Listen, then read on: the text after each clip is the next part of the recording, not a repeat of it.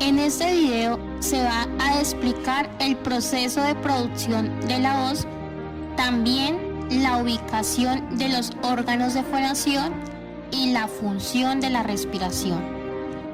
A continuación, explicaré el proceso de producción de la voz. El proceso de la voz es sencillo y complejo, por ende, trataré de ponerlo en palabras simples. La voz comienza con la inspiración, lo que es la toma de aire. El aire llena los pulmones y luego sale a través de la expiración. Cuando la expiración ocurre, el aire pasa de los pulmones a la tráquea y de esta a la laringe, y ahí pasa por en medio de las cuerdas vocales, dos músculos pequeños que se tensan para producir sonidos agudos y se relajan para los sonidos graves. De este modo, la voz adquiere su tono. El flujo de aire continúa su camino hacia la boca, en donde la lengua, mandíbula, paladar y labios se encargan de darle forma al sonido y se producen los fonemas que pueden ser vocales A, E, I, O, U o consonantes B, C, D, F.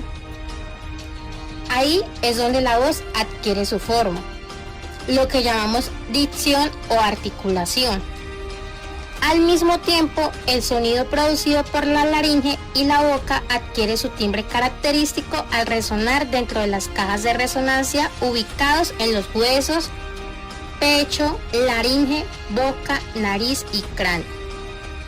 A través de este mecanismo, la voz también se amplifica naturalmente. Hay diferentes aparatos que intervienen en la producción de voz. Son tres. Primero, aparato respiratorio.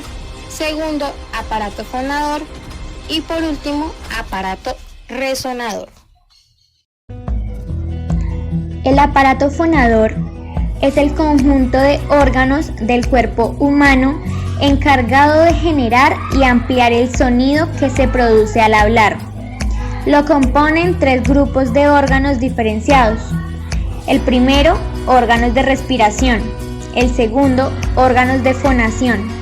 El tercero, órganos de articulación. ¿Cuál es el órgano de la fonación? El órgano principal y propiamente dicho de la producción de la voz es la laringe, que es también el conducto de paso para la corriente de aire inspirado. La voz se refiere, entre otras acepciones, al sonido que el aire expelido de los pulmones produce al salir de la laringe, haciendo que vibren las cuerdas vocales, además de la calidad, timbre o intensidad que produce este sonido. Consiste también en el sonido producido por un ser humano haciendo uso de sus cuerdas vocales para hablar, cantar, reír, llorar y entre otras más cosas. Simplificando, para generar la voz humana entran en funcionamiento los órganos de respiración, que son las cavidades infraglóticas, es decir, los pulmones, los bronquios y la tráquea, los órganos de fonación y resonancia, que son las cavidades glóticas, es decir, la laringe, las cuerdas vocales y los resonadores nasal, bucal y faríngeo. Y finalizando, los órganos de articulación, que son las cavidades supraglóticas, que son el paladar, la lengua, los dientes, los labios y el glotis. La respiración.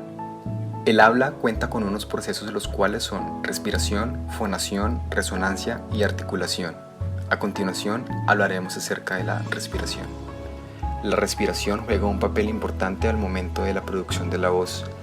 Como bien sabemos, el aparato respiratorio es la primera etapa de ese proceso de fabricación de la voz. Está formado por los músculos abdominales y torácicos, también el diafragma, los pulmones y las costillas. La respiración tiene la función de proporcionar y regular la presión de aire necesaria para la vibración de los pliegues vocales. Cabe decir que la respiración es una base esencial del proceso vocal en el habla. Algunas lesiones en las cuerdas vocales están provocadas por una mala técnica respiratoria. También enfermedades como anginas, faringitis o laringitis aparecen en consecuencia a este problema. Por otra parte, la respiración de forma incorrecta, cuando se introduce una menor cantidad de aire, reducirá la potencia de la voz y a su vez la capacidad de alargar los sonidos, provocando así una mala articulación de las palabras y por eso se genera a lo que comúnmente le llamamos enredarnos la lengua.